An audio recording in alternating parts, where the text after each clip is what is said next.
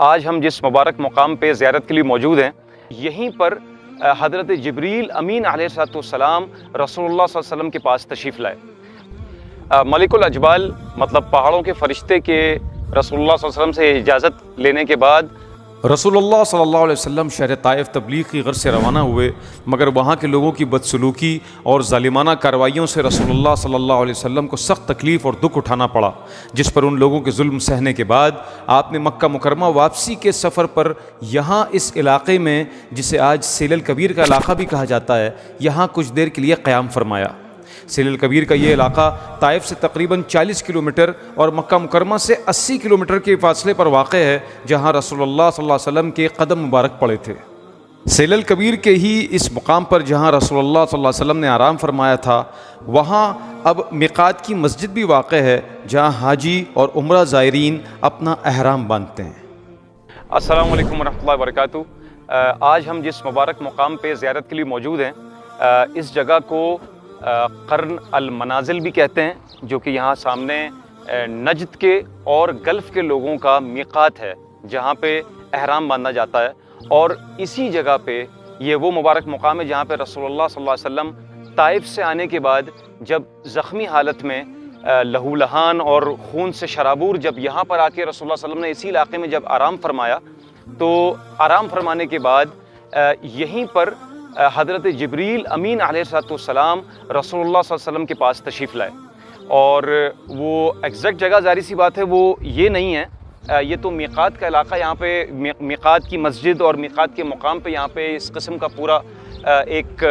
آج کل کے دور میں یہ پورا سیٹ اپ کر دیا گیا ہے، جبکہ رسول اللہ صلی اللہ علیہ وسلم جس جگہ پہ آرام فرما تھے وہ یہ قرن الثعالب کی پہاڑیاں تھیں، جو کہ تاریخ میں آتا ہے کہ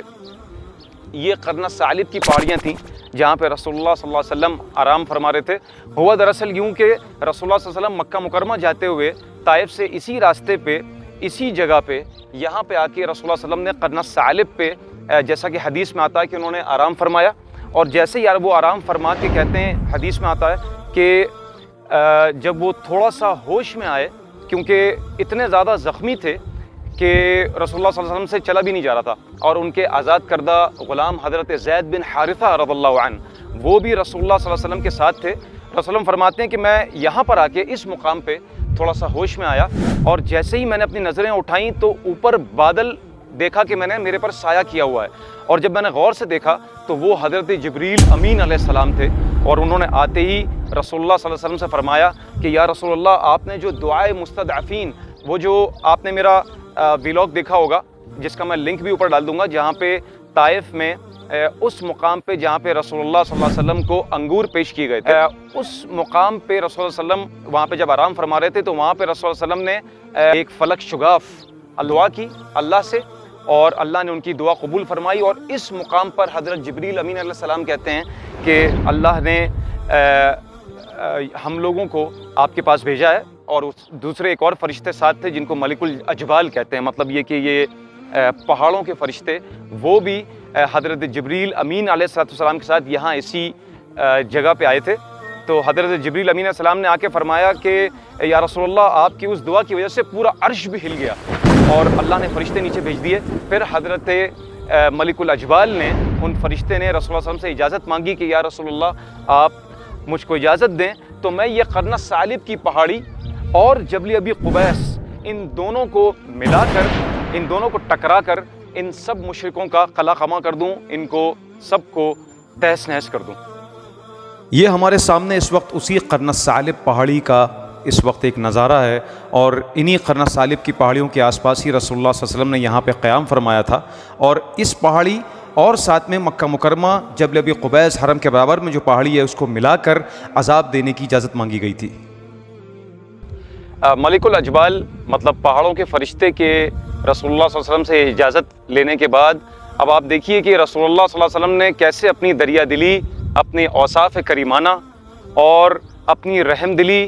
اور ساتھ میں جو رسول اللہ صلی اللہ علیہ وسلم کو جو اللہ نے قرآن میں فرمایا کہ انک لعلی خلق عظیم، آپ نے اپنے اعلیٰ اخلاق کا مظاہرہ کیا، اور بجائے اس کے کہ آپ رسول اللہ صلی اللہ علیہ وسلم بدلہ لیتے اور پہاڑوں کے فرشتے کو اجازت دیتے کہ آپ ان سب کا تہس نہس کر دیں، رسول اللہ صلی اللہ علیہ وسلم نے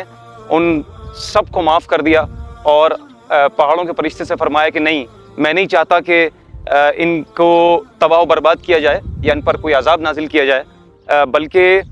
مجھے تو یہ لگتا ہے کہ شاید ان کی اولادوں میں سے لوگ شرک کو ترک کر کے توحید پر ایمان لے آئیں۔ تو یہ تھے رسول اللہ صلی اللہ علیہ وسلم کا اخلاق اور ان کے اعلیٰ اوصاف۔ اب آپ سوچئے کہ ہم لوگ اگر ہمیں آج کل کے دور میں کوئی ایک تھپڑ بھی اگر رسید کر دے تو ہم اس سے بدلہ لینے کے لیے تڑپتے رہتے ہیں ساری زندگی، اور یہاں رسول اللہ صلی اللہ علیہ وسلم کو شرابور پورا کر دیا، لہو لہان کر دیا، زخمی کر دیا، ان کے دل کو بھی اور ان کے جسم کو بھی، اور اس کے باوجود بھی رسول اللہ صلی اللہ علیہ وسلم نے اللہ کے آگے کوئی شکایت نہیں کی، بلکہ ان سب کو عذاب میں مبتلا کرنے کے بجائے معاف فرما دیا۔ اگر رسول اللہ صلی اللہ علیہ وسلم کہہ دیتے یا اشارتاً بھی اگر کہہ دیتے کہ ان سب کو ختم کر دیا جائے تو آپ یقین مانیں اس وقت یہاں کے عرب حجاز کے آپ کو نظر نہیں آتے، کیونکہ وہ سب تباہ و برباد ہو جاتے۔ تو یہ تھے رسول اللہ صلی اللہ علیہ وسلم کے اعلیٰ اخلاق کا مظاہرہ جو رسول اللہ صلی اللہ علیہ وسلم نے اس مقام پر کیا۔ آئیے اب ہم آپ کو اس میقات کی مسجد اور اس کے احاطے کا نظارہ تھوڑا قریب سے کرواتے ہیں، اور ساتھ میں آپ کو بتاتے چلیں کہ رسول اللہ صلی اللہ علیہ وسلم یہاں سے جانے کے بعد اگلے جس مقام پر آپ نے پڑاؤ کیا وہ مکہ مکرمہ میں ہیرا کا مقام تھا، جہاں بنو خزاعہ کے ایک فرد مطعم بن عدی نے جب آپ کو اس طرح زخمی حالت میں دیکھا تو انتہائی دل برداشتہ ہو کر آپ کی حفاظت کی ذمہ داری لیتے ہوئے آپ کو اپنے جنگجوؤں کے سائے میں بحفاظت مکہ مکرمہ اپنے گھر پہنچا دیا۔ مطعم بن عدی حالت کفر میں ہی جنگ بدر سے پہلے انتقال کر گئے تھے، جس کا صحابہ کرام رضی اللہ عنہم اجمعین کو شدید افسوس تھا، کیونکہ ان کا رسول اللہ صلی اللہ علیہ وسلم پر ایک بہت بڑا احسان تھا، اور سب اس بات پر غمگین تھے کہ کاش آپ مرنے سے پہلے اسلام قبول کر لیتے، مگر اللہ نے آپ کے بیٹے حضرت جبیر بن مطعم رضی اللہ عنہ کو یہ سعادت عطا فرمائی کہ آپ نے اسلام قبول کر کے اپنا نام جید صحابہ کرام رضی اللہ عنہم اجمعین کی فہرست میں درج کروا لیا۔ آئیے اب آپ کو ہم میقات مسجد قرن المنازل کے اندر سے خوبصورت نظارے کرائیں۔ جیسا کہ آپ اس وقت دیکھ رہے ہیں کہ مسجد کو بڑی خوبصورتی کے ساتھ تعمیر کیا گیا ہے، اور اس وقت موجود یہاں اسکرین پر آپ دیکھ سکتے ہیں کہ یہ جتنے زائرین اس وقت یہاں مسجد میں نماز پڑھ رہے ہیں ان سب نے زیادہ تر لوگوں نے احرام باندھا ہوا ہے۔ اس کی وجہ یہی ہے کہ یہ اسی میقات پہ یہاں اس مسجد میں عمرے کی نیت کرتے ہیں، اور عمرے کی نیت کر کے یہیں سے پھر آگے مکہ مکرمہ روانہ ہو جاتے ہیں۔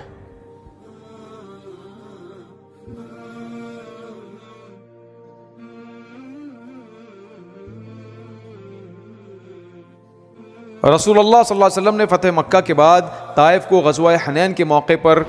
8 ہجری میں فتح کیا، اور اسے فتح کرنے کے بعد بھی آپ نے اپنے عفو اور درگزر کا مظاہرہ کرتے ہوئے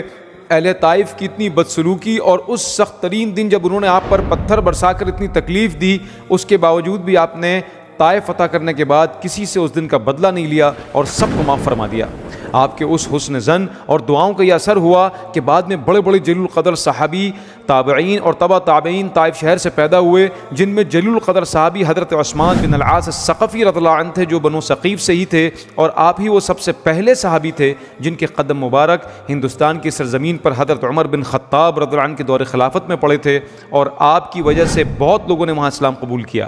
اس کے بعد طائف ہی کے محمد بن قاسم الثقفی تھے، جنہوں نے سندھ کو فتح کر کے ہندوستان میں باقاعدہ پہلی اسلامی حکومت کی بنیاد رکھ کر سندھ کو باب الاسلام کا لقب عطا فرمایا۔ ہماری اس طرح تاریخی مقامات اور تاریخ پر بنی ویڈیوز کو دیکھنے کے لیے ہمارے چینل کو سبسکرائب کیجئے، بیل آئیکن کو ضرور کلک کیجئے، اور اپنے احباب اور متعلقین میں ہماری ویڈیوز کو ضرور شیئر کیجئے، اور دیکھتے رہیے ہمارا یہ چینل تاریخ حقیقت اسامہ عثمانی کے ساتھ۔